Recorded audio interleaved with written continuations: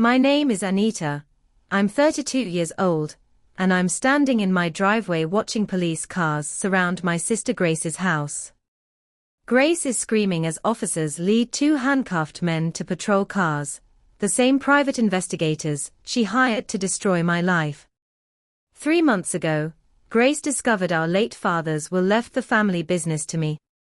What started as bitter jealousy escalated into a criminal conspiracy that would expose Grace's shocking secrets and land her in federal prison.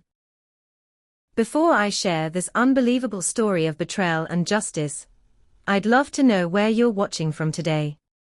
Please hit that like button if you've ever dealt with family jealousy, and don't forget to subscribe for more real-life stories that will leave you speechless. Trust me, what my sister did next will shock you to your core, and the investigators she hired. Well, let's just say they picked the wrong target this time. 3 months before that dramatic arrest, I stood in my childhood home surrounded by grieving family members. We'd just buried my father, a man who built a construction empire from nothing but determination and $20 in his pocket. The mahogany dining table where we gathered held decades of family memories, from birthday celebrations to heated Monopoly games. Now it would host the reading of his will, and none of us were prepared for what was coming. My sister Grace sat across from me, her perfectly manicured nails tapping impatiently on the table.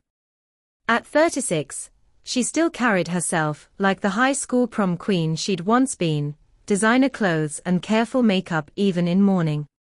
Her husband Kyle shifted uncomfortably beside her, his contractor's hands folded nervously in his lap. I caught him glancing at Grace with something close to fear, and that should have been my first warning. Mr. Harrison, our family lawyer for 20 years, cleared his throat and began reading. The smaller bequests came first: sentimental items to cousins, charitable donations to the Alzheimer's Foundation that had helped during Dad's final years. Then came the bombshell that would shatter our family forever. To my daughter Anita Marie Thompson, I leave 80% ownership of Thompson Construction Enterprises, with full controlling interest and all associated assets, valued at approximately $12 million. The room went silent. I felt the blood drain from my face as Grace's expression morphed from confusion to pure rage. The wine glass in her hand shattered against the wall, burgundy liquid streaming down like blood. "This is fake. You manipulated him, you conniving little witch," she screamed, lunging across the table. Kyle barely managed to hold her back as Uncle Dennis jumped between us. Mr. Harrison continued reading, his voice steady despite the chaos. To my daughter Grace Elizabeth Winters, I leave 20% ownership of Thompson Construction Enterprises and the family home on Oak Street, valued at $800,000. He paused, pulling out a sealed envelope. "Your father also left this letter explaining his decision." With shaking hands, I opened the letter and read aloud. "My dear daughters, this decision wasn't made lightly. Anita, you've shown dedication to our business since you were 16, learning every aspect from foundation to finance. You've earned the respect of our employees and clients through hard work and integrity. Grace, I love you equally, but your spending habits and failed business ventures concern me. The house and 20% will provide security if managed wisely. Please understand this comes from love and the desire to protect what I've built." Aunt Ruth, always Grace's enabler, slammed her hand on the table. "This is elder abuse. Grace was his caretaker those final months. She deserves more than some subordinate share." But Uncle Dennis, Dad's brother and longtime company foreman, shook his head firmly. "Stop it, Ruth. We all know Anita visited every single day while running the business. Grace showed up maybe twice a week, usually asking for money." The truth hung heavy in the air. During Dad's illness, I'd juggled 16-hour workdays with hospital visits, holding his hand through chemo treatments while reviewing blueprints. Grace had posted Caribbean vacation photos while I slept in hospital chairs. But pointing that out would only pour gasoline on an already raging fire. Kyle finally spoke up, his voice strained. Grace, please, let's discuss this rationally. 20% of 12 million is still significant money. Grace whirled on him with such venom that he physically recoiled. Significant? I'm the eldest. I deserve the majority. Do you have any idea what we owe? The admission slipped out before she could stop it, and Kyle's face went white. My boyfriend Jake, who'd been silently supporting me through the ordeal, leaned forward. What do you mean, what you owe? Grace's perfectly composed mask cracked for just a moment, revealing something desperate and frightening underneath. None of your business, Jake. This is a family matter, and last I checked, you're not family. But Kyle, perhaps emboldened by grief or exhaustion, broke his silence. We're drowning in debt. Grace's boutique, her jewelry line, that restaurant she started, they all failed. We're talking $500,000 in loans, some from very unforgiving people. The revelation sent shockwaves through the room. Grace's successful businesswoman image was apparently as fake as her designer handbags. That's enough, Kyle. Grace snarled, but the damage was done. Suddenly, her desperation made sense. She didn't just want the money, she needed it. But instead of approaching me honestly about her troubles, she chose a different path. You won't get away with this, Anita, she hissed, gathering her purse with shaking hands. I'll prove you tricked Dad. I'll prove you poisoned his mind against me. You've stolen my birthright, and I'll make you pay for it. As she stormed out with Kyle trailing behind, the remaining family members exchanged worried glances. Monica, our younger cousin who'd always idolized Grace, shot me a venomous look before following them. Mr. Harrison sighed deeply, suddenly looking every one of his 70 years. Anita, I need to warn you. Your father suspected Grace might react poorly. He actually installed security cameras at the office last year, after some irregularities in the books. You might want to review that footage. That night, Jake held me as I sobbed into his chest, overwhelmed by grief and the sudden family fracture. She's my sister, Jake. How can she hate me this much? He stroked my hair gently, but I felt the tension in his body. Babe, that wasn't just anger. That was a threat. We need to be careful. I wanted to dismiss his concerns, to believe my sister would calm down, and we could work through this like adults. But something cold had settled in my chest, a premonition that Grace's parting words weren't empty threats. Over the next few days, I threw myself into work, meeting with company managers, and reassuring nervous employees about the transition. Most had worked with Dad for years and knew me well, expressing relief that I'd be taking over rather than Grace. No offense to your sister, said Robert, our senior project manager, but we all remember when she demanded we use her friend's substandard concrete to save money. Your dad had to eat the cost of rebuilding that entire parking structure. Stories like that kept surfacing, painting a picture I'd been too blind to see. Grace had apparently treated the company like her personal piggy bank for years, only stopped by Dad's direct intervention. Each revelation felt like another brick in the wall growing between us. Still, I held hope that time would heal the wound, that Grace would see reason and we could find a way forward as sisters. I should have known better.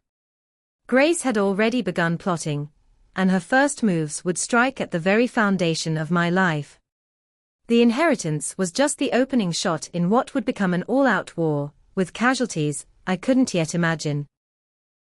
The attack started exactly 1 week after the will reading, coordinated with military precision. I woke up that Monday morning to find my business phone exploding with notifications. My assistant Emma burst into my office, face pale and laptop clutched to her chest. "Anita, you need to see this. It's all over social media." She turned the screen toward me, and my stomach dropped. Dozens of fake accounts had sprouted overnight like poisonous mushrooms, all spreading the same narrative. Photos of me at business dinners had been expertly edited, wine glasses replaced with pill bottles, professional conversations cropped to look like intimate encounters. The worst was a manipulated image showing me apparently kissing Mark Stevens, one of our biggest clients, and a happily married father of 3. "Delete everything, contact our lawyer," I managed to say, my voice surprisingly steady despite the hurricane in my chest. But the damage was spreading faster than we could contain it. By noon, I'd received 3 contract cancellation notices, including a $2 million municipal project we'd been counting on. Mark Stevens called personally, his voice cold and formal. "My wife saw those photos, Anita. I know they are fake, but I can't risk my marriage or reputation. We're going with another firm." Emma worked frantically to trace the source of the accounts, but whoever created them had covered their tracks well. Then she found something interesting. A repeated IP address that traced back to a coffee shop 6 blocks from Grace's boutique. It wasn't proof, but it was a start. I documented everything, creating a file that would grow frighteningly thick over the coming weeks. The digital assault was just the beginning. Anonymous letters began arriving at our clients' offices, professionally printed on expensive stationery. They claimed I'd been embezzling from the company for years, that Dad's mental decline had prevented him from catching me. One particularly vicious letter suggested I'd been sleeping with clients in exchange for contracts. The writing style felt familiar, the same dramatic flair Grace had always used in her angry emails. Then Monica entered the picture. Our cousin had always been Grace's shadow, desperate for approval from her glamorous older cousin. She started showing up at my office building during lunch hours, causing scenes in the lobby. "There she is, the thief who stole from her own father," she'd shriek as security escorted her out. But one day, she made a mistake. Our security cameras caught her slipping something under my car, while she thought no one was watching. Jake found the GPS tracker that evening, a professional-grade device that retailed for over $500. We turned it over to the police, but without proof of who placed it, they could only file a report. Still, I kept the case number, adding it to my growing documentation. Jake installed dash cameras in both our cars, and upgraded the security system at my condo. "I don't want to scare you," he said, testing the new motion sensors, "but this is escalating beyond angry sister territory." He was right, though I didn't know how right, until his ex-girlfriend Tiffany materialized like a bad penny. Jake and Tiffany had broken up 3 years earlier when he caught her cheating, and she'd moved to Portland afterwards. Suddenly, she was back in town and filing a police report claiming I'd threatened her life. The details were suspiciously specific, mentioning threats about what happened to her father, which made no sense until I remembered Grace knew about Thompson Construction's government contracts through Dad. Detective Morrison, a tired-looking woman who'd probably seen every family drama imaginable, reviewed Tiffany's statement with professional skepticism. "Ms. Thompson, this accusation claims you threatened Ms. Tiffany Walsh outside the Starbucks on 5th Street last Tuesday, at 2:15 p.m. Can you account for your whereabouts?" I pulled up my calendar, showing I'd been in a planning meeting with 12 witnesses 60 miles away. The relief on Detective Morrison's face was visible. "I'll need those witness contacts. Between you and me, this complaint felt coached. The language is too formal, too precise.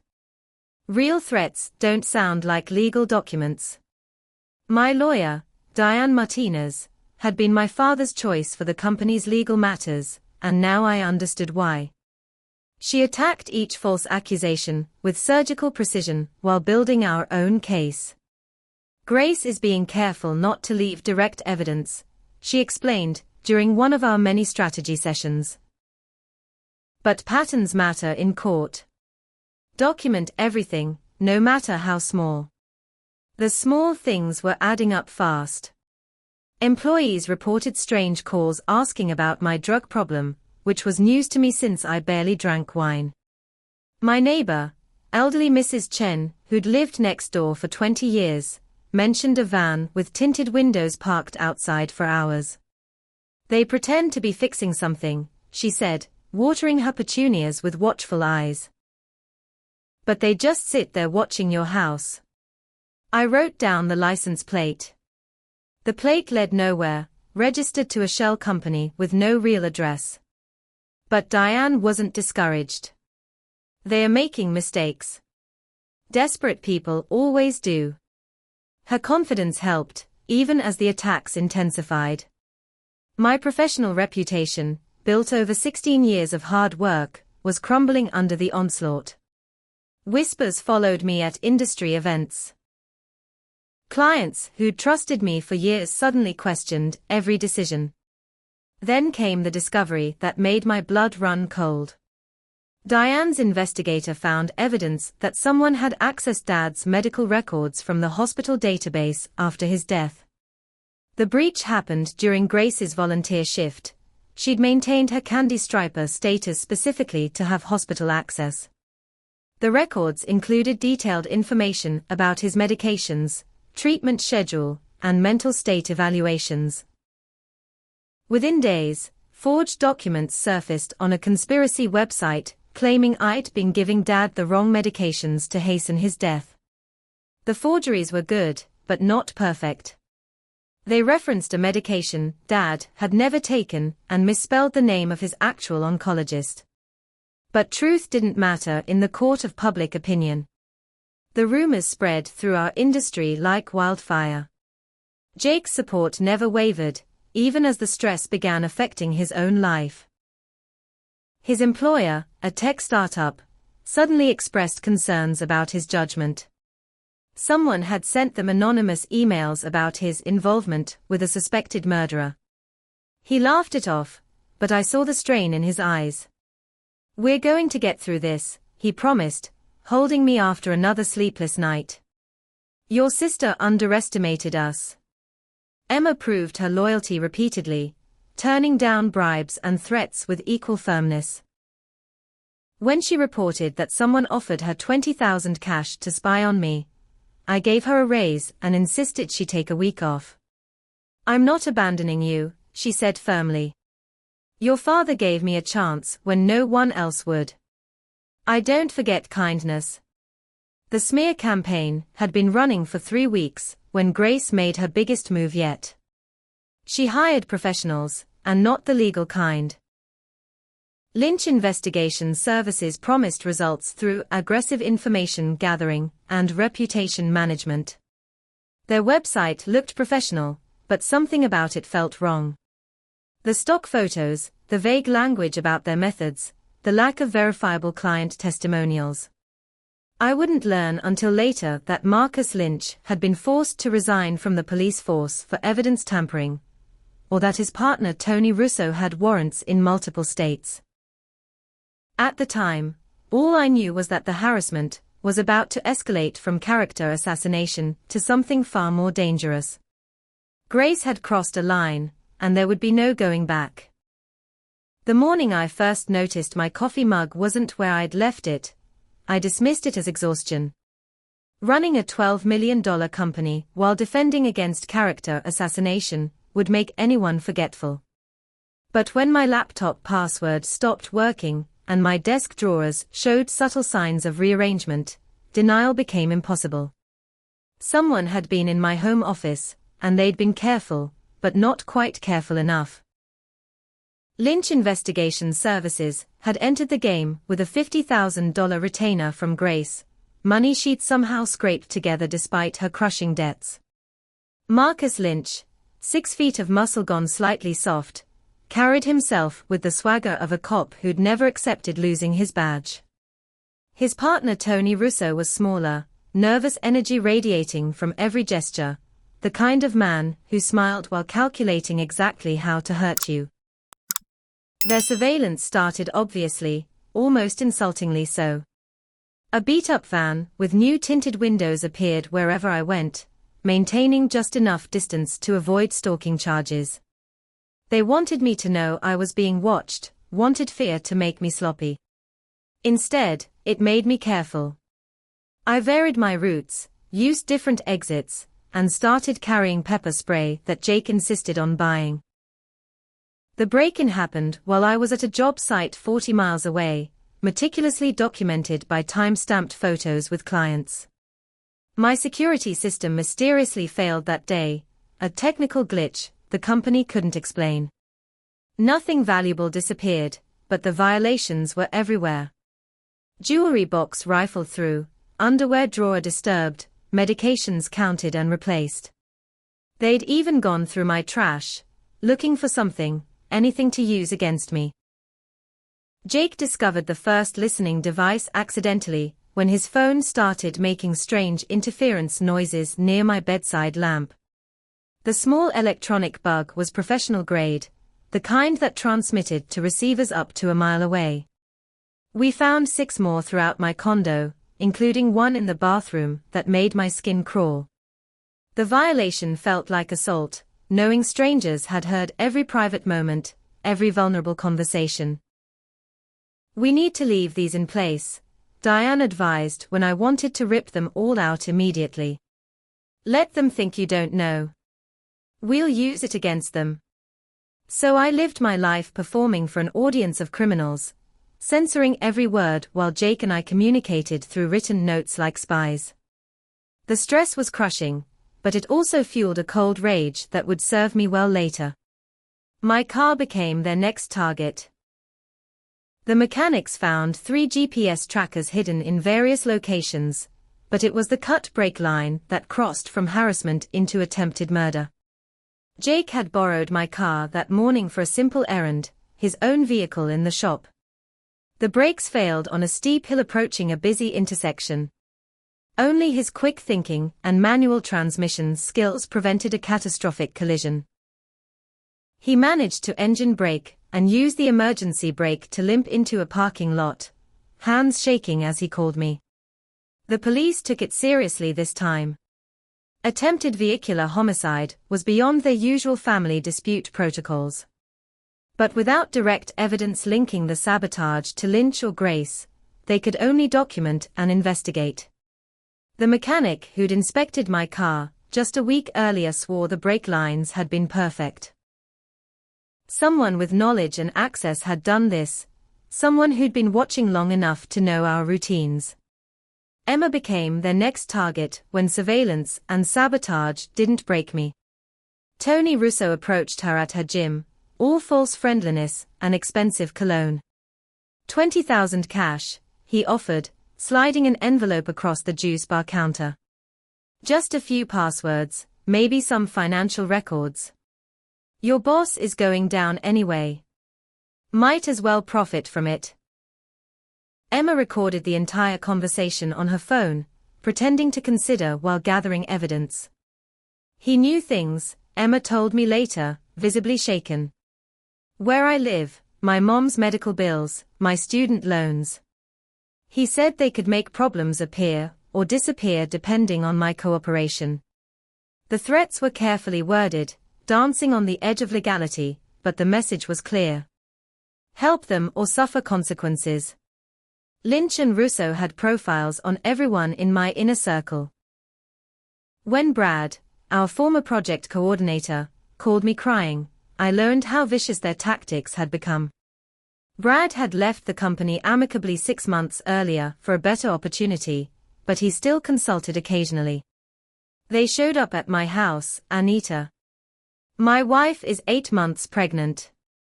They said they had evidence I'd embezzled during my time at Thompson Construction. Complete fabrication, but they had forged documents. They want me to testify that you were stealing from your father. The sophistication of their operation became clearer when my email started showing signs of compromise. Password reset notifications I hadn't requested, sent folders I hadn't created, and forwarded messages to addresses I didn't recognize. My bank called about unusual login attempts from IP addresses in Eastern Europe. Someone was systematically trying to access every aspect of my digital life, and they were getting frighteningly close. Then came the deepfakes. The technology had improved dramatically in recent years, and someone with skill was using it against me. Videos surfaced on anonymous sites showing me in compromising situations, my face convincingly mapped onto other bodies. The quality wasn't perfect, digital artifacts visible to careful examination, but social media doesn't encourage careful examination. The damage to my reputation accelerated.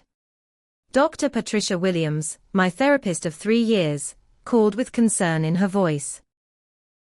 "Anita, someone claiming to be from your insurance company called asking for your complete records.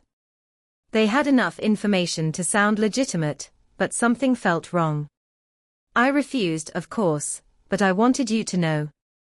The violation of trying to access my mental health records felt particularly cruel. I'd sought therapy after my mother's death years ago, working through grief and anxiety. Now someone wanted to weaponize my healing against me. The leaked information about my miscarriage 2 years ago broke me in ways the other attacks hadn't. Jake and I had told almost no one, grieving privately for the child we'd lost at 11 weeks. Suddenly, anonymous posts appeared suggesting I'd terminated a pregnancy to focus on stealing the family business. The twisted lie about one of the most painful experiences of my life sent me to my knees, sobbing with rage and violation. Jake found me there and held me while I shook with fury. "They've gone too far," he said, his own voice thick with unshed tears. "This ends now." But ending it required proof, evidence that would stand up in court. Lynch and Russo were too experienced to leave obvious trails. Every crime was deniable, every threat carefully veiled, every action one step removed from Grace's direct involvement. What they didn't count on was their own arrogance making them sloppy. Criminals who think they're untouchable always make mistakes, and Lynch's past was full of them. His forced resignation from the police force had been sealed, but sealed doesn't mean gone.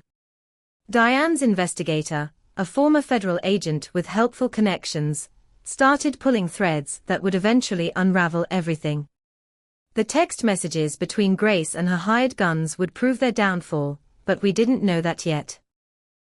All I knew was that my sister had hired dangerous men to destroy me, and they were escalating towards something terrible. The break lines had been a warning or a failed attempt. Either way, I couldn't wait passively for their next move. "We need to take control," Diane said during an emergency strategy meeting. "They are predators. Predators get overconfident when prey looks weak. So we crafted a plan that would use their arrogance against them.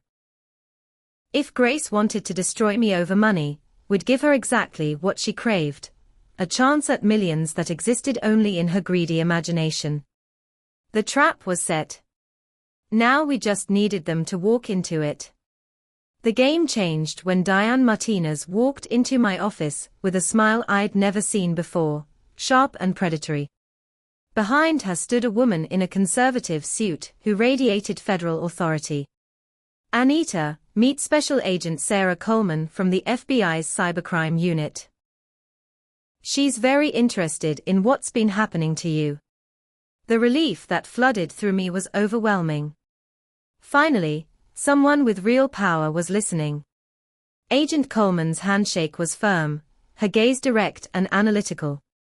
"Ms. Thompson, what started as harassment has escalated into multiple federal crimes. Wire fraud, cyber terrorism, conspiracy, and crossing state lines to commit felonies. Your sister and her associates have given us quite a gift-wrapped case, if we can prove it."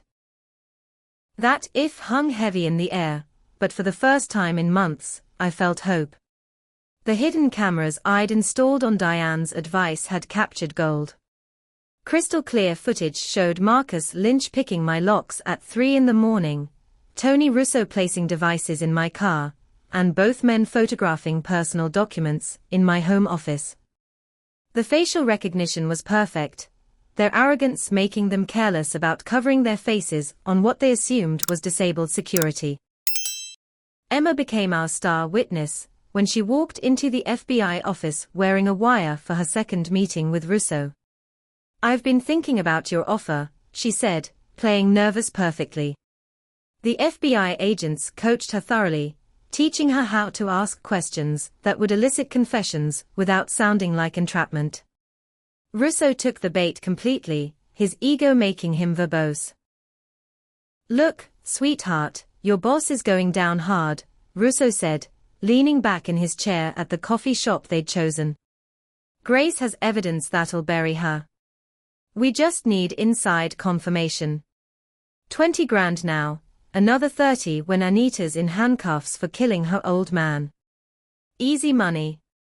Emma's hands shook as she pushed for more details, fear and determination warring in her expression. "What kind of evidence?" Emma asked. Russo laughed, an ugly sound.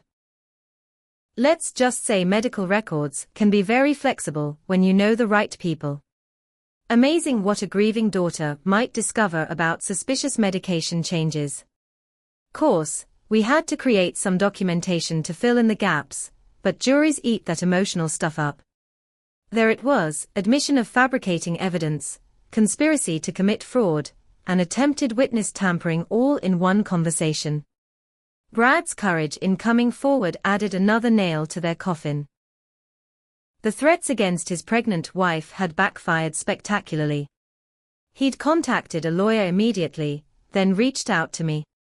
His written statement detailed every threat, every forged document they'd shown him, every word of their attempted extortion. His wife, a former prosecutor, had insisted on recording their entire visit on their nanny cam system. The footage was damning. The digital forensics team found a treasure trove when they recovered my deleted emails. Lynch and Russo had been sloppy, forwarding my messages to accounts that traced back to Grace through a paper trail of credit card payments and phone registrations. They'd tried to use VPNs and anonymous services, but they'd paid with Grace's credit card, the same one she used for her boutique. Financial records showed the $50,000 payment to Lynch Investigations Services came from an account that also received large deposits from a name that made my heart sink, Carlos Mendez. "Who's Carlos Mendez?" Agent Coleman asked, noting my reaction. I shook my head, genuinely puzzled. "I have no idea. The name means nothing to me. But it meant something to Grace, and that connection would prove explosive." The investigation widened as they traced Carlos Mendez, revealing a con artist with multiple identities, who'd been romancing Grace while she was married to Kyle. Kyle's visit to my office shocked me. My sister's husband looked like he'd aged a decade in 3 months. "I need to tell you something," he said, hands twisting his wedding ring. "Grace isn't just trying to destroy you. She's been stealing from your father's company for years. I found the records." He produced bank statements, showing hundreds of transactions, money siphoned from Thompson Construction into accounts that funded Grace's failed businesses. "I confronted her last week," Kyle continued, voice breaking. "She laughed. Said it didn't matter, because she'd have it all soon anyway. Then I found out about Carlos. She's been having an affair for 2 years, gave him $300,000 from the stolen funds. I think they are planning to run once they destroy you and get the inheritance." Kyle's decision to work with the FBI in exchange for immunity from any unknowing participation in Grace's crimes marked a crucial turning point. The text messages between Grace and Lynch revealed the full scope of their conspiracy. Recovered from Lynch's phone during a traffic stop for an unrelated matter, they painted a picture of escalating criminal intent. The break thing didn't work. Need more direct action, Lynch had written. Grace's response chilled me, whatever it takes. She stole my life. Make her disappear if necessary. They'd crossed from harassment into conspiracy to commit murder. Monica cracked under FBI questioning like an egg. Faced with federal charges and the reality of prison time, my cousin sobbed out the entire truth. Grace had promised her $100,000 and a position in the company once I was removed. She'd been feeding Grace information for months, taking photos of my documents, reporting my movements, even planting evidence when ordered. Her remorse seemed genuine, but it didn't erase the betrayal. The GPS trackers on my car led investigators to a storage unit rented under Tony Russo's mother's name. Inside, they found surveillance equipment, fake IDs, forged documents, and detailed plans for something that made Agent Coleman's face go pale. Maps of my daily routes, photos of isolated locations along my jogging path, and research on how to make deaths look accidental. They'd been planning to kill me. Dr. Williams' testimony about the attempted breach of my medical records added HIPAA violations to the growing list of charges. The therapist had kept detailed notes of the suspicious call, including questions that revealed illegal knowledge of my treatment history. Only someone with access to my stolen personal information could have known to ask about specific dates and session topics. The investigation revealed Grace's embezzlement stretched back 5 years. She'd started small, a few thousand here and there to cover boutique losses. But like all addictions, it had grown. By the time Dad got sick, she was stealing $50,000 a month, using her position as his caretaker to forge his signature on checks. The investigator found Dad had discovered the theft 3 months before his death, which explained the will changes Grace had raged against. A sealed letter in Dad's safety deposit box confirmed everything. Written in his shaky handwriting, it detailed Grace's thefts and his decision to protect the company by leaving it to me. I love both my daughters, he wrote, but Grace's greed has consumed her. I pray she finds redemption, but I cannot let her destroy what I built, or hurt the employees who depend on us. Anita, be strong. Your sister will come for you, but truth and justice will prevail.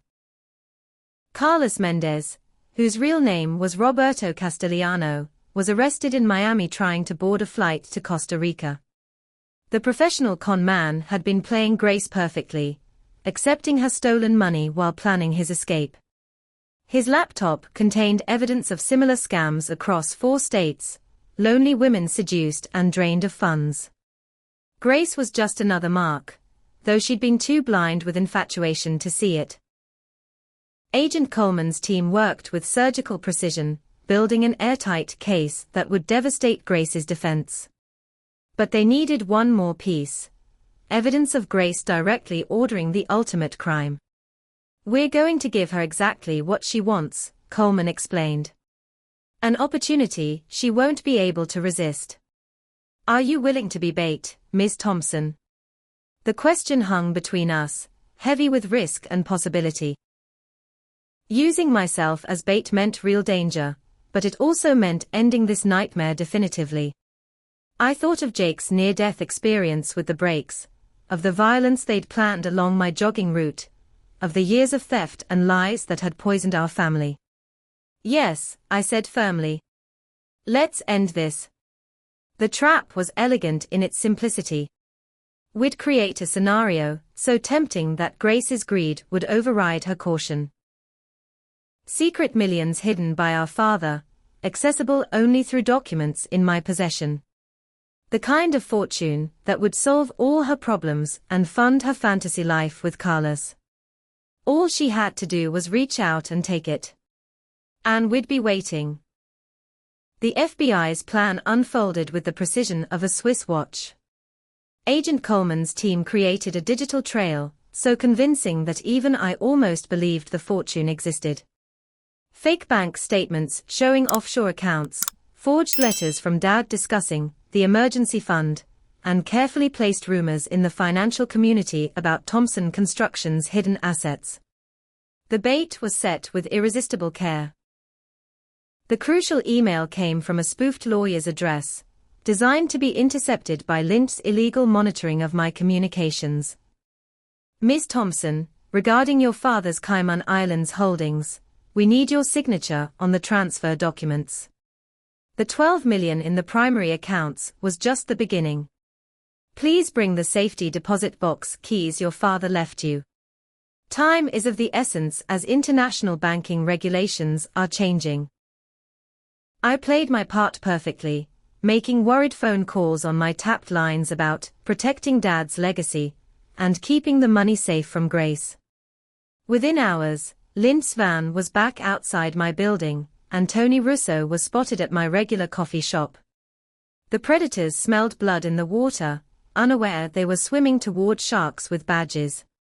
Grace took the bait faster than even Agent Coleman had anticipated. Her greed overrode any caution, the promise of millions making her reckless. The FBI's surveillance team recorded her meeting with Lynch and Russo at an abandoned warehouse in the industrial district. Kyle, wearing a wire and trembling with fear, was present to maintain his cover. What they discussed in that echoing space would seal their fates. She keeps the documents in her home safe, Grace said, pacing like a caged animal. But she's planning to move them to a bank tomorrow. We need to act tonight. Lynch nodded, studying building blueprints he'd somehow acquired. We go in at 3 a.m. She takes sleeping pills since the stress started, won't wake up if we're careful. Get the documents, get the keys, and you'll have access to more money than God. Russo raised the question everyone was thinking. What if she wakes up?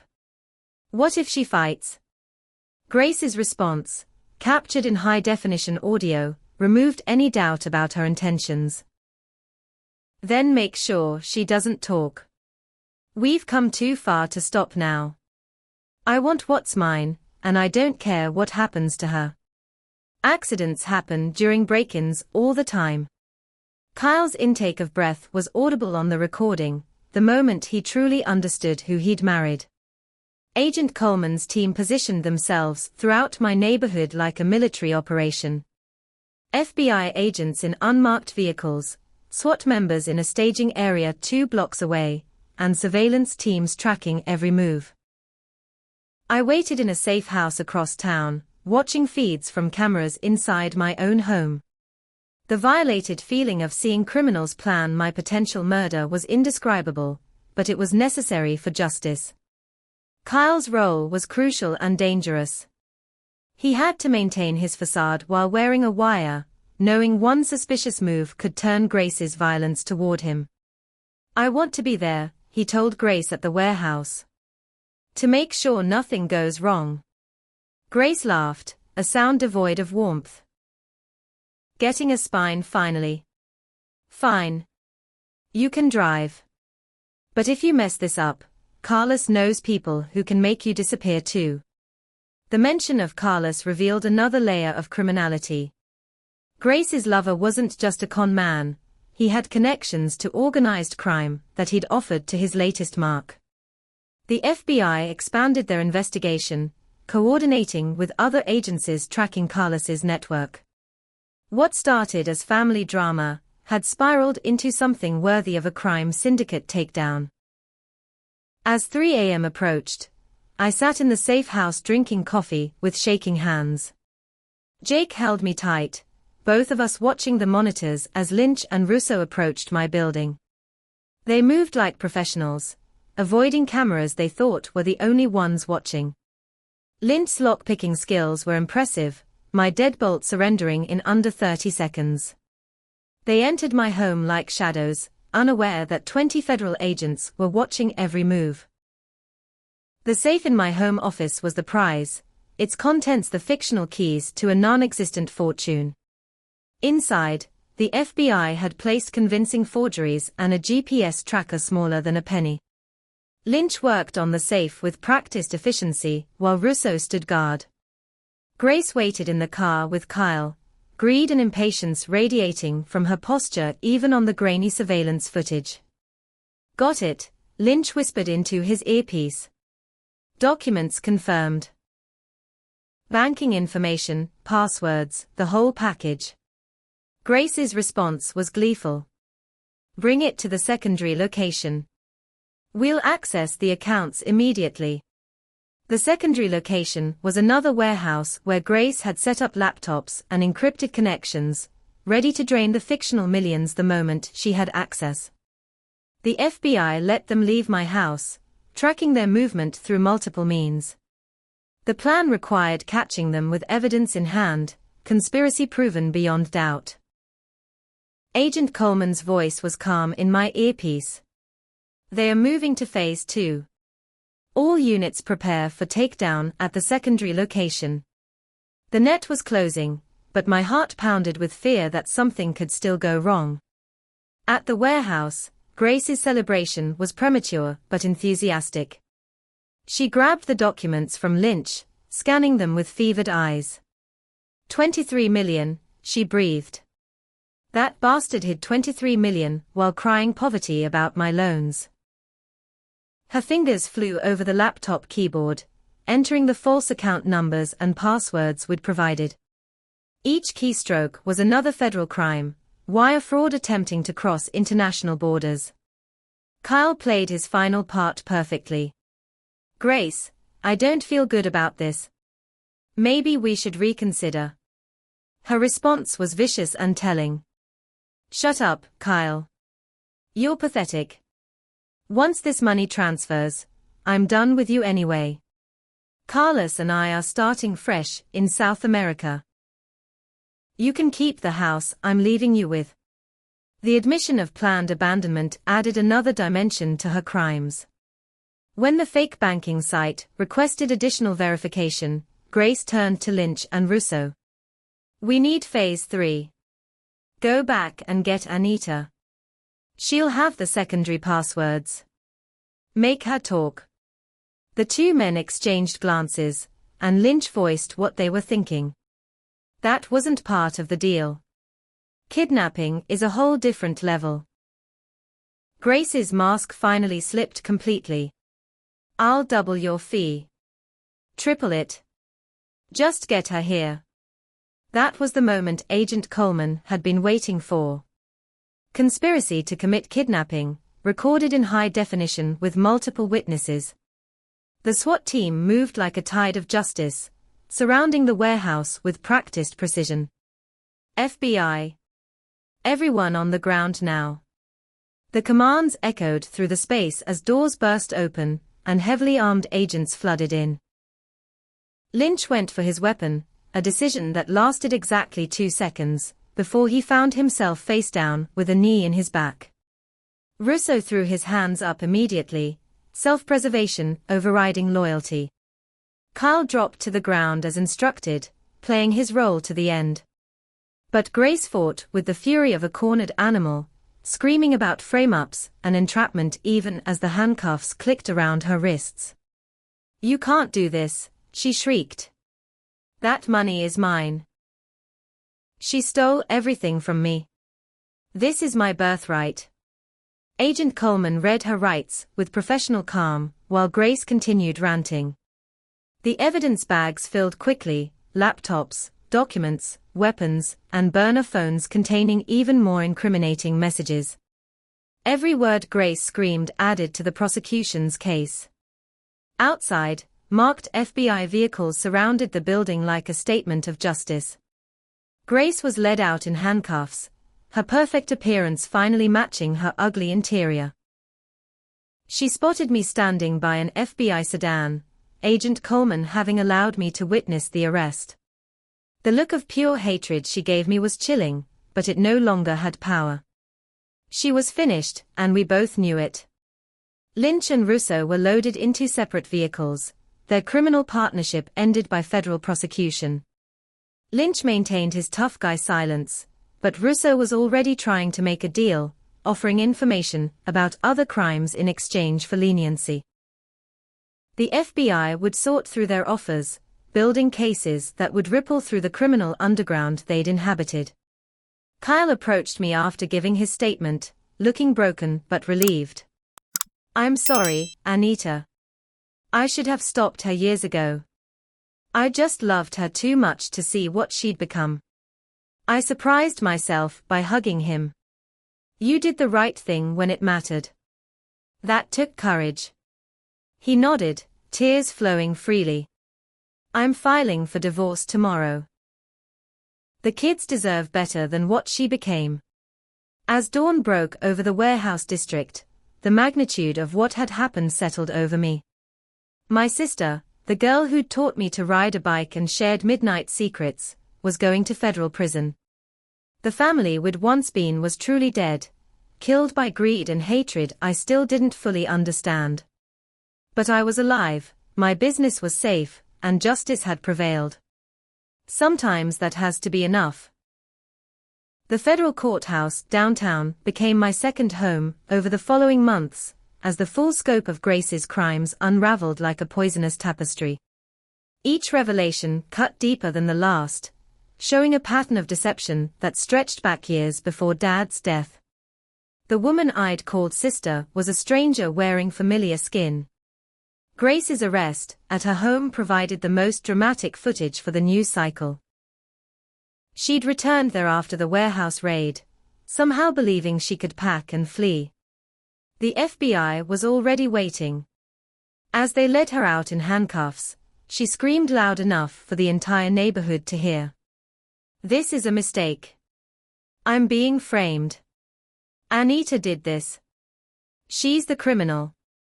The cameras caught every moment of her meltdown, designer clothes askew, perfect makeup streaked with tears of rage. The search warrant revealed a treasure trove of evidence in Grace's basement. Filing cabinets filled with forged documents, recordings of private conversations she'd illegally taped, and detailed plans for my destruction dating back 2 years. She'd been planning this since before Dad's cancer diagnosis, anticipating an inheritance she felt entitled to. The premeditation made everything worse from a legal perspective.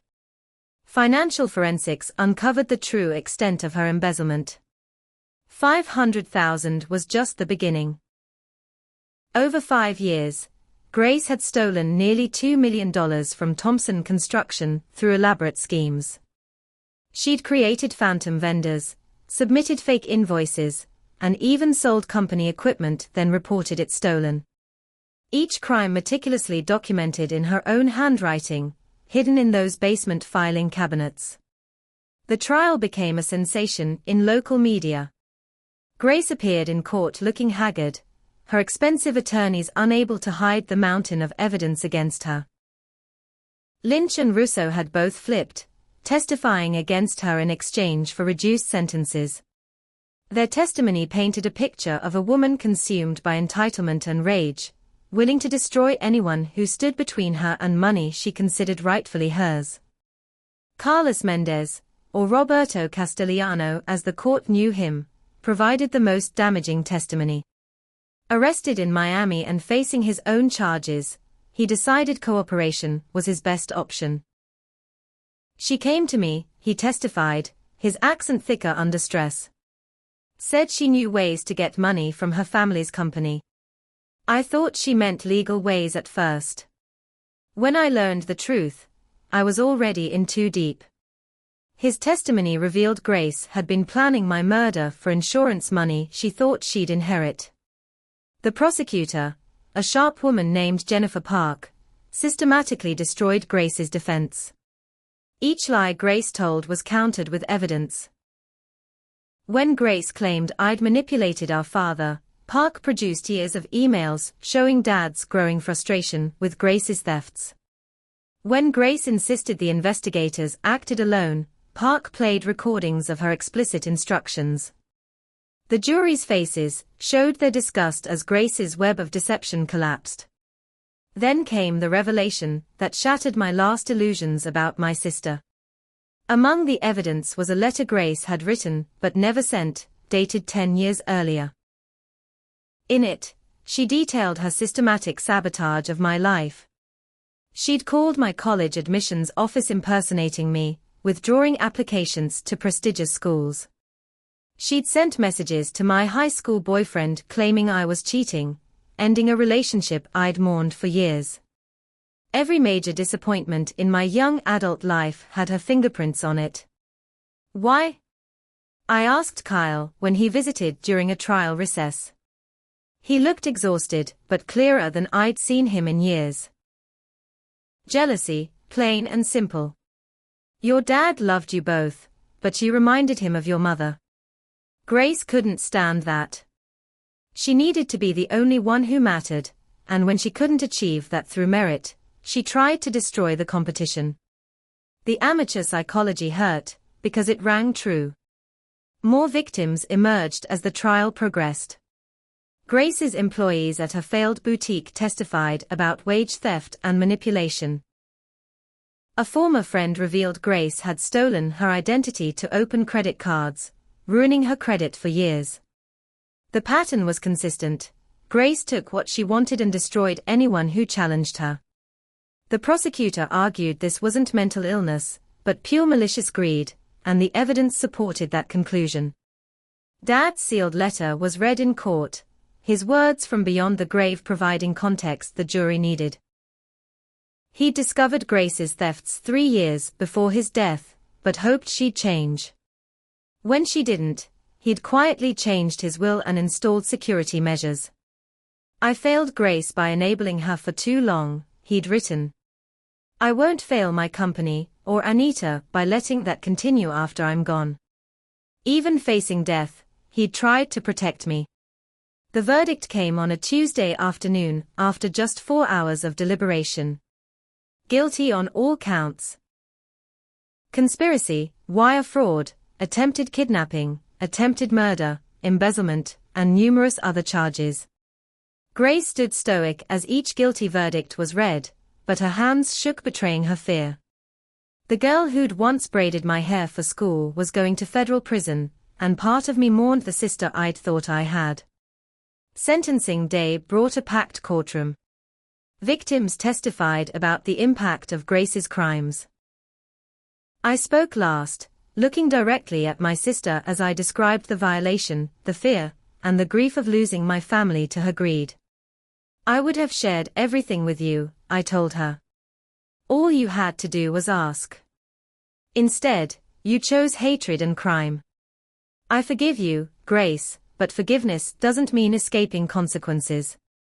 Judge Harrison, a stern woman with 30 years on the bench, didn't mince words during sentencing. Ms. Winters, you had every advantage in life. Loving parents, education, opportunity. You chose to become a predator, destroying lives for money. Your lack of remorse is striking. I sentence you to 18 years in federal prison, followed by 5 years supervised release. Grace's scream echoed through the courtroom as reality finally hit. Lynch received 8 years, his prior record and weapons charges adding to his sentence. Russo got 6 years, but would likely serve less with cooperation. Monica received probation and community service, her early cooperation and genuine remorse saving her from prison. She'd have to live with her choices, but she'd have the chance to do better. Carlos Roberto was deported after serving 2 years, his con artist career finally ended. Kyle divorced Grace while she awaited sentencing, taking full custody of their children. He sold their house to pay debts and moved to a modest apartment, starting over with hard-won wisdom. The kids are in therapy, he told me during coffee months later. I'm honest about their mother, but try not to poison them against her. They'll form their own opinions when they are older. His grace in an impossible situation impressed me. The company thrived once the scandal died down. Our employees rallied around the stability I provided, and clients returned once the truth became clear. I used part of the recovered embezzlement funds to create a restitution program for Dad's dementia patients Grace had stolen from. Each check I signed felt like reclaiming a piece of my father's honor from the ashes of Grace's greed. Brad and his family received an anonymous scholarship fund for his new baby's education, my way of apologizing for the terror they'd endured. Emma got the promotion she'd earned through loyalty and courage. Mrs. Chen became my regular dinner companion, her wisdom and humor helping heal the family-shaped hole in my life. From the wreckage of Grace's crimes, a new kind of family emerged, one built on choice rather than blood. The last time I saw Grace was at her transfer to federal prison. She'd requested the meeting through her lawyer, claiming she had something important to tell me. I went against Jake's wishes, needing closure only she could provide. She sat across from me in orange jumpsuit and shackles, looking smaller than I remembered. The designer clothes and perfect makeup were gone, revealing someone I didn't recognize. "I hated you from the day you were born," she said without preamble. "You were prettier, smarter, kinder. Everyone loved you without you even trying. I had to work for every scrap of attention, and it was never enough. Do you know what that's like? To always be second best in your own life."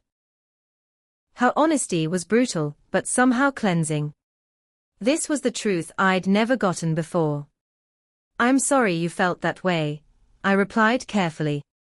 "But you made choices, Grace. Every crime, every lie, every attempt to hurt me was a choice. You could have chosen differently." She laughed, bitter and broken. "Could I? When the hatred was all I had left. When watching you fail was the only thing that made me feel powerful. Prison is almost a relief. I don't have to pretend anymore." We parted without reconciliation, but with understanding. Grace was broken in ways I couldn't fix, consumed by jealousy that had metastasized into evil. I couldn't save her, but I could save myself from becoming bitter in response. As I walked out of that prison, I felt the weight of years lifting.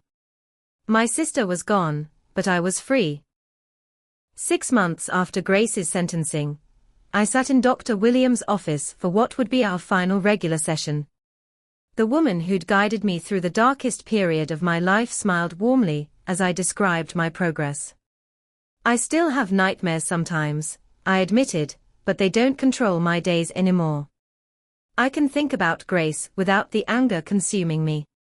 That feels like a miracle." The company had become my healing project, transforming from a simple construction business into something more meaningful.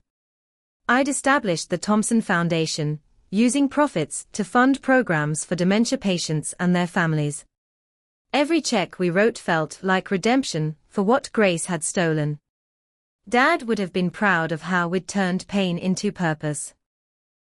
The fund for Grace's victims had distributed over $300,000, covering everything from credit repair to therapy costs. Each person she'd hurt received what they needed to rebuild. Brad's daughter would attend college debt-free. Monica had used her settlement to return to school, studying social work with a focus on family reconciliation.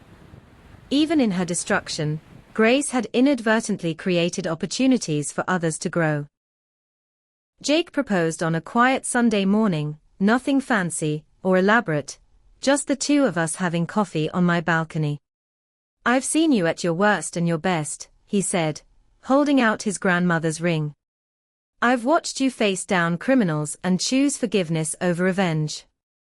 You're the strongest person I know, and I want to spend my life with you. Will you marry me?" Through happy tears, I said yes, feeling joy I'd thought Grace had stolen forever.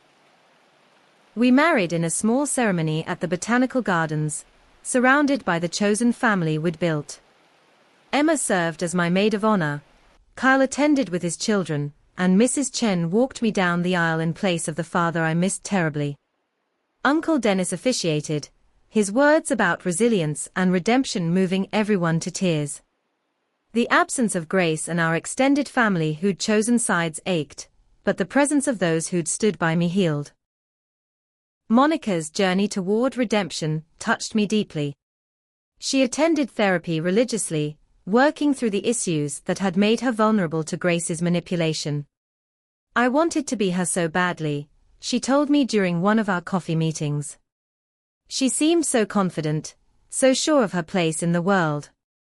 I never saw the poison underneath until it was too late. Her honesty and genuine effort to change earned my forgiveness and eventually, my friendship. Kyle's children, my nephew and niece, became unexpected blessings in my life.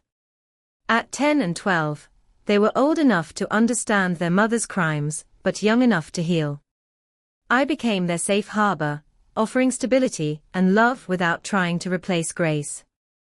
Aunt Anita, my niece, asked one day, "Why did Mommy try to hurt you?" I chose honesty tempered with compassion. "Your mom lost her way, sweetheart. Sometimes people let bad feelings grow until they can't see good anymore. But that's not your fault, and it doesn't mean she doesn't love you." The letter I wrote to Grace, but never sent, became a healing ritual. In it, I poured out everything: the pain, the confusion, the anger, and ultimately, the forgiveness. "You were my first friend and my worst enemy," I wrote. "You taught me to ride a bike and then tried to cut my brake lines. I'll never understand how love turned to such hatred, but I refuse to let it poison my future. I choose to remember the sister who made blanket forts with me, not the stranger who tried to destroy me. Be well, Grace. Find peace." On the anniversary of Dad's death, I visited his grave with a heart full of updates he'd never hear. Thompson Construction had just landed its biggest contract ever. The foundation bearing his name had helped hundreds of families. I was engaged to a man who embodied the integrity Dad had valued. "You were right to trust me," I whispered to his headstone. "I've protected what you built and made it even better. I just wish you could see it." The business thrived under transparent leadership and ethical practices. We'd implemented employee profit sharing, ensuring everyone benefited from our success. The culture of fear and suspicion Grace had tried to create was replaced by trust and collaboration. Young apprentices learned not just construction skills, but business ethics. Several employees started their own companies with my blessing and support, expanding Dad's legacy beyond what even he had imagined. My relationship with Jake deepened through shared trauma and mutual support.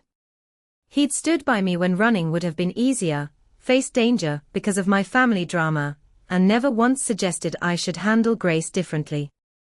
"You showed me what unconditional love looks like," I told him on our wedding night. "Not by accepting abuse, but by supporting justice. Thank you for being my anchor when the storm hit."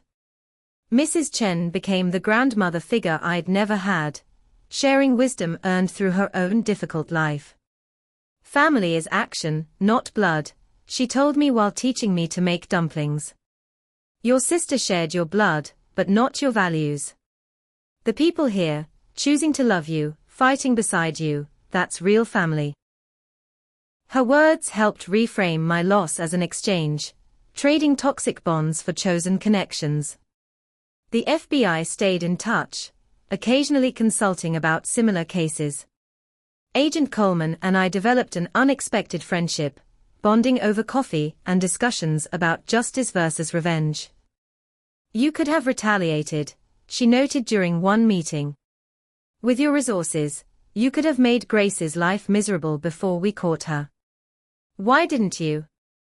The answer was simple. Because then I'd have become her.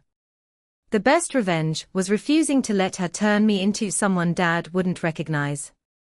A year after the trial, I received a letter from Grace in prison.